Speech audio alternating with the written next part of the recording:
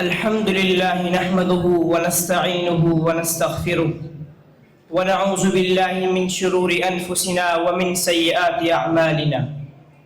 أما بعد فأعوذ بالله من الشيطان الرجيم. بسم الله الرحمن الرحيم. الذين إن مكناهم في الأرض أقاموا الصلاة وآتوا الزكاة وأمروا بالمعروف ونهوا عن المنكر وَلِلَّهِ عَاقِبَةُ الْأُمُورِ. محترم صدر مجلس، عزیز ساتھیوں،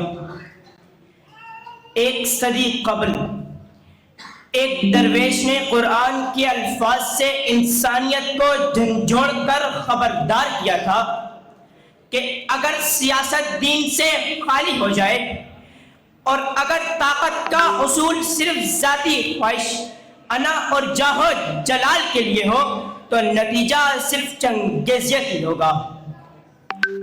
دیکھیے، جب ریاست کا نظام مذہبی روح سے خالی ہو جاتا ہے تو انسانیت کا قتل عام بھی قانونی کارروائی قرار دیا جاتا ہے. 9/11 کے بعد جمہوریت اور انسانی حقوق کے چیمپئن نے افغانستان میں وہ چنگیزیت برپا کی کہ پہاڑ کانپ اٹھے اور رفا میں بارودی قالین بچھانے والی جو قوت تھی وہ بھی مذہبی روح سے خالی سیاست ہی کی چنگیزیت تھی. صدر علی وقار، یہ سب اسی درندہ صفت سیاست کی پیداوار ہیں. ہمارے ملک خداداد میں سن 2003 کے بعد مذہبی اقدار کو دقیانوسیت کہا گیا اور دینی مدارس کو بیکار قرار دیا گیا. نتیجتاً لال مسجد اور جامعہ حفصہ جیسے المناک واقعات نے جنم لیا. صدر علی وقار، یہ سب اسی تاریخی اور اسی روباختہ نظام کا سایہ تھا. سامعین گرامی، مذہب بھی سکون ہے، مذہب بھی امن ہے، مذہب بھی فطرت انسانی کا قانون ہے، مذہبی ترقی و انصاف کا ضامن ہے، مذہبی چنگیزیت کا قلعہ کما کرتا ہے.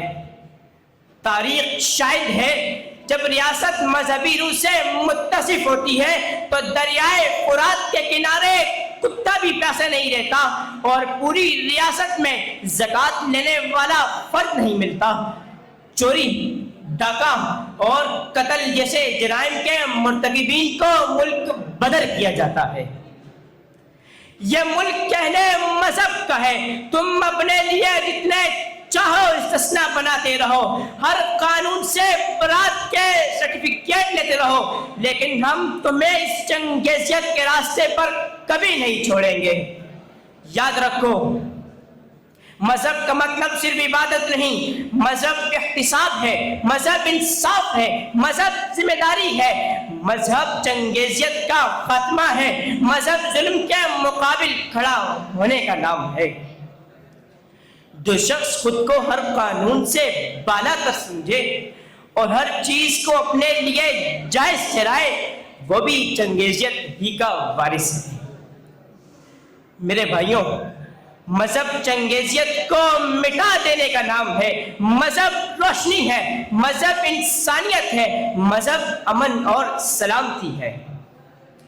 دنیا میں جتنے باطل نظریات اور انسانیت شکن نظام آئے ان سب کی جڑ یہی تھی کہ وہ مذہبی روح سے خالی تھے، اور جب مذہب نکل جائے تو باقی صرف چنگیزی رہ جاتی ہے، چنگیزی رہ جاتی ہے، چنگیزی رہ جاتی ہے. والسلام.